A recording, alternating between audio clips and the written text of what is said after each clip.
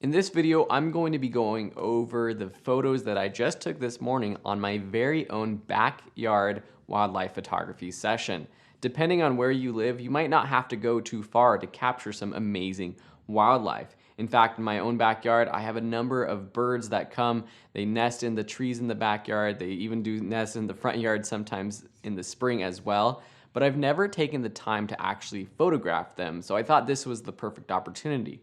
Now, while we were out there trying to capture them, it was a little bit too intimidating for the birds for me to be talking and moving around and for Sam and Will to be filming. So I went out there, I shot some photos, and I'm gonna show you those now, but I was using my Canon 70D with a Tamron 75 to 300 millimeter lens. This setup is a fairly mid-range beginner option for wildlife photography, but I wanted to use it to show you that you can get some great shots without paying $3,000, $4,000, $5,000 for the expensive camera body and a great lens.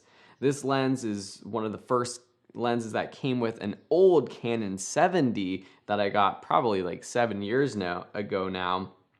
And it's more of a kit level lens, but it does go to that 300 millimeter focal length, which is great on this crop sensor body because that also gives you a little bit of extra distance. And that's one thing about shooting wildlife photos is that if you're using a crop sensor body, that's okay. It actually gives you a little bit of distance, and some photographers prefer to use a crop sensor camera when they are shooting wildlife photography.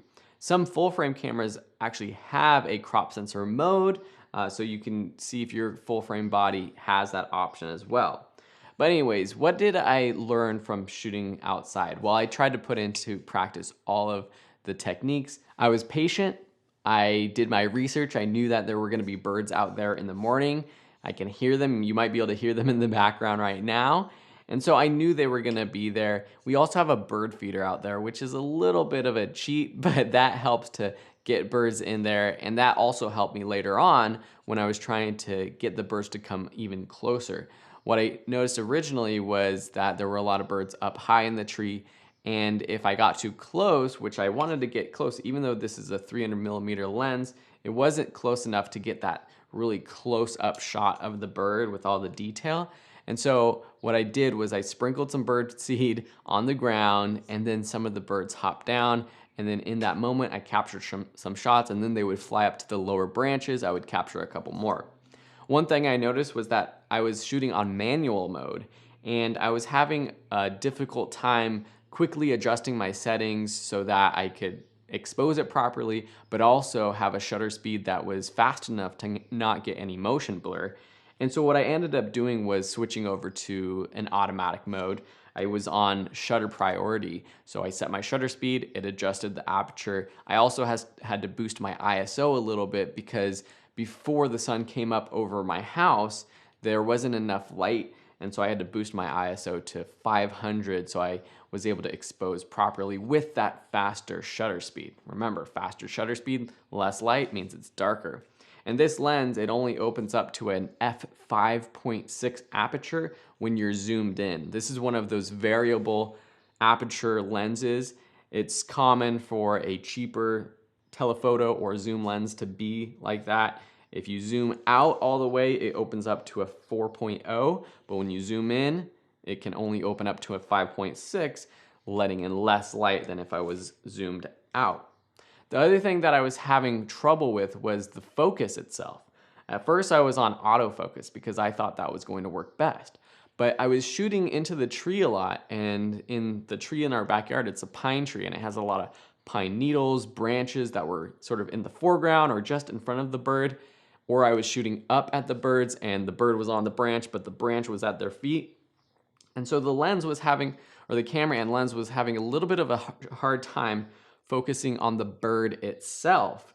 And so what I ended up doing was switching over to manual mode and just slightly adjusting the focus, even just moving in and out a little bit, helped to get perfect sharp focus.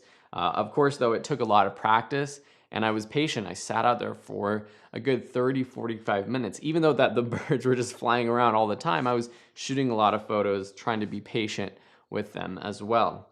I also did a couple burst shots to when the bird was in a great position. I shot as fast as possible to see if I could get some great shots. And one actual happy accident from that was that there was a bird that had a worm in its mouth. And so I got this sequence of shots with the bird eating the worm. So it has it in its mouth, and then it's like halfway in the mouth, and then the worm is gone. So that was kind of a cool thing that I got with burst mode that I wouldn't have gotten if I wasn't on that burst or continuous mode, which it might be called on your camera. All in all, it was a fun little shoot, and I got some great shots of the wildlife that literally lives in my backyard. So hopefully you can get out there, use some of these tips to take your own wildlife photos, and we can't wait to see when you post your own in the activity of this section. Sam is also going to be posting a video in the course giving another recap of his recent trip to Mexico, where he got some great wildlife shots with some more interesting animals as well. So enjoy that video and good luck with your wildlife photography.